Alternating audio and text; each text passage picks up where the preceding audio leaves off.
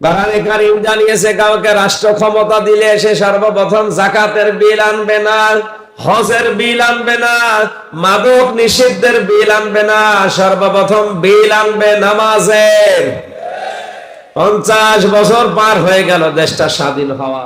আমাদের মাননীয় প্রধানমন্ত্রী উনি প্রতিদিন ফজরের নামাজ আদায় করে, তেলাওয়াত করে, এরপরে অফিস শুরু করে। এই আয়াতটাকে আপনি দেখেন না? কি কোরআন পড়েন আপনি? আশা করছি সামনে এটা দেখবেন। মনে নেই হয়তো, আমি মনে করে দিলাম। এরপরও যদি বলেন আমি জানতাম না, আশপাশে যে আলেম গুলো আছে একই সরকারি আলেম, তাহলে এদের বেতন ভাতা দিয়ে আপনি পৌঁছতেছেন, এ কথা ওরা বলে দিতে পারে না যে নামাজের বিল সর্বপ্রথম নিয়ে আসা লাগবে। এদেশের 96% মুসলমান সবাই এইটা চায়। কারা চান দেখে লিল্লাহি তাকবীর।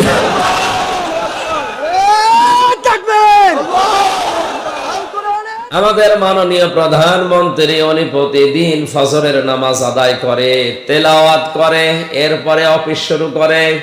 তাহলে কিতাবে বিশ্বাস আছে না নেই? আরো আসতে বলেন। তাহলে হক আদায় করে আল্লাহ তেলাওয়াত করার কথা যে বললেন, শর্ত কয়টা? আরো জোরে, জোর হলো না। 1 নম্বরে ওনাকে পড়া লাগবে শুদ্ধ করে। 2 নম্বরে এটা বুঝতে হবে। 3 নম্বরে যতটুকু জ্ঞান পাবে অতটুকু বাস্তব জীবনে আমল করা লাগবে। 4 নাম্বার শর্ত হচ্ছে নিজে শুধু কাজ করব, আমল করব হবে না, এটা যেন মানুষ মানে সেই পরিবেশ তৈরি করে দিতে হবে। আর আমার মনে হয় এই 4 নাম্বারটা আমরা যদি নাও পারি, উনি পারবে। হ্যাঁ, কথা বলেন না। সংসদের প্রথম অধিবেশনে কোরআনে কারীম জানিয়েছে আল্লাহ যাকে ক্ষমতা দেবে, ও যদি সংসদের প্রথম অধিবেশনে আল্লাযীনা ইম্মাক্কান্নাহুম ফিল আরদি আকামুস সালাত, তোমাদের কাউকে যদি আমি রাষ্ট্র ক্ষমতা দান করি, তার সর্বপ্রথম কাজ হবে সে যেন নামাজের বিল কায়েম করে। 300-র উপরে এখন আমাদের দেশে এমপি, হিন্দু মাত্র কয়েকটা, প্রায় সব মুসলিম। প্রথম অধিবেশনে আমরা আশা করব নামাজের বিলটা কোরআনের আয়াত অনুযায়ী তারা উত্থাপন করে। এ দাবির সাথে আছেন আপনারা? শুধু একা মানবো না, এটা আমি মানাবো। এইটা আমাদের নেত্রীর হাতে। কথা বলেন না কেন? মানে একবার যদি এটা কায়েম করে দেয়, কালকে থেকে আর নামাজের ওয়াজ বাংলাদেশে করা লাগবে না। সৌদি আরবে, মক্কাতে নামাজের ওয়াজ করা লাগে না, কারণ নামাজের বিলটা ওই দেশে আছে। রাষ্ট্রীয় ভাবে থাকার কারণে আজান হওয়ার সঙ্গে সঙ্গে কোটি কোটি টাকা স্বর্ণের দোকান তালাও লাগায় না, খোলা রেখে দাঁড়িয়ে গেছে। আমাদের দেশে ওই পরিবেশটা আমরা দেখতে চাই। কথা বলেন ঠিক কিনা? আপনি ধরা খাবেন ভাই, আপনি ধরা খাবেন। আমাদের দেশের দায়িত্বে যারা আছেন 1628 জন মানুষ আছে এখন, তাদের হাতে পায়ে ধরে বলছি আপনারা নামাজটা এই দেশে সরকারি ভাবে জারি করে দেন। আমরাও বলতে পারবো আমাদের দেশ শ্রেষ্ঠ দেশ। আলহামদুলিল্লাহ, মাহফিল সফল হয়ে গেছে ইনশাআল্লাহ। আমাদের আওয়াজ যদিও পর্যন্ত নাও যায়, আওয়াজ আরো সে চলে গেছে। কিয়ামতে যদি কিছু কবুল না হয়, ইব্রাহিম আলাইহিস সালামকে আগুন থেকে বাঁচাতে ব্যাঙে পেশাব করে যদি তার পেশাব পাক হয়ে যায়, আমরা নামাজের বিল আনার পক্ষে যারা হাত তুলেছি, চিল্লানি দিয়েছি, কিয়ামতের দিন এই হাত তোলা অবশ্যই আল্লাহ আমাদের পক্ষে কাজে লাগাবে। যে জানার নাম ইসলাম না, মানার নাম ইসলাম, এটা শয়তানি।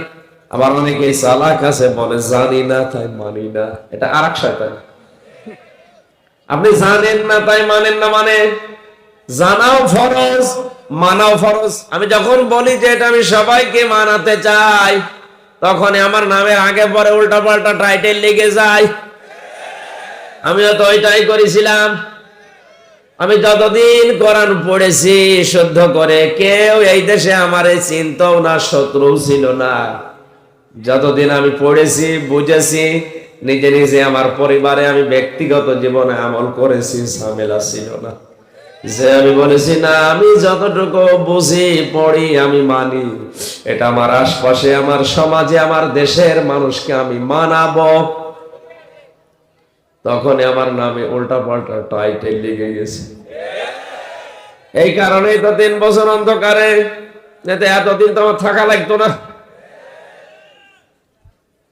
এই 3টা বছরে বাংলাদেশ ভারত সহ কত জায়গাতে কোরআনে কারিমের সঠিক কথাগুলো সহজ সরল ভাবে আমি তুলে ধরতে পারতাম।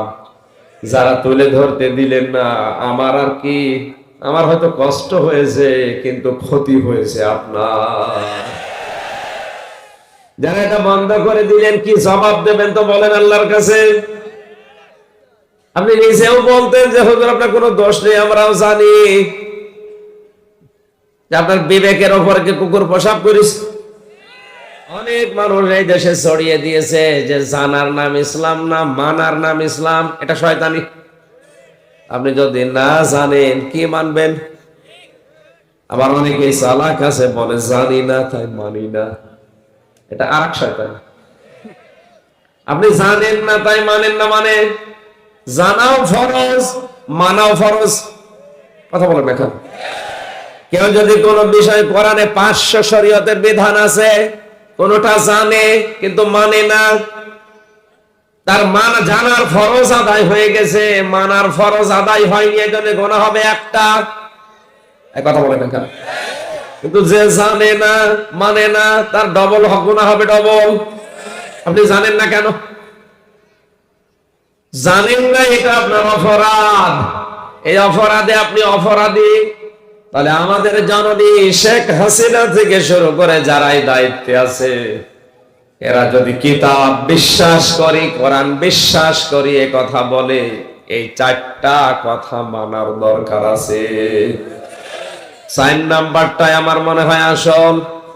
আমরা কম বেশি অনেকেই শুদ্ধ করে পড়ি, এটা বুঝিও কম বেশি অনেকেই, পড়াটা না বুঝলে আংশিক বুঝি।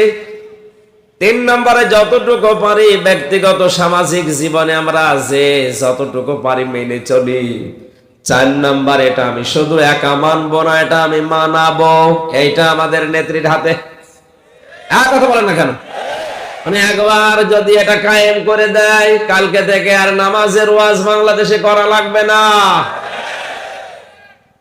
সৌদি আরবে মক্কাতে নামাজের ওয়াজ করা লাগে না, কারণ নামাজের বিলটা ওই দেশে আছে। রাষ্ট্রীয় ভাবে থাকার কারণে আজান হওয়ার সঙ্গে সঙ্গে কোটি কোটি টাকা স্বর্ণের দোকান তালাও লাগায় না, খোলা রেখে দাঁড়িয়ে গেছে। আমাদের দেশে ওই পরিবেশটা আমরা দেখতে চাই। কথা বলেন ঠিক কিনা? ওমাই আকফর বিহি, যে ব্যক্তি এই 4টা শর্ত আদায় করে কোরআন তেলাওয়াত করে না, পড়ে না, এই মানুষগুলো আমার কিতাবে বিশ্বাস করে না। কে বলছেন? তাহলে এই আয়াত অনুযায়ী বাংলাদেশে কোরআনে বিশ্বাসী মানুষ কম না বেশি? কম মানে নেই।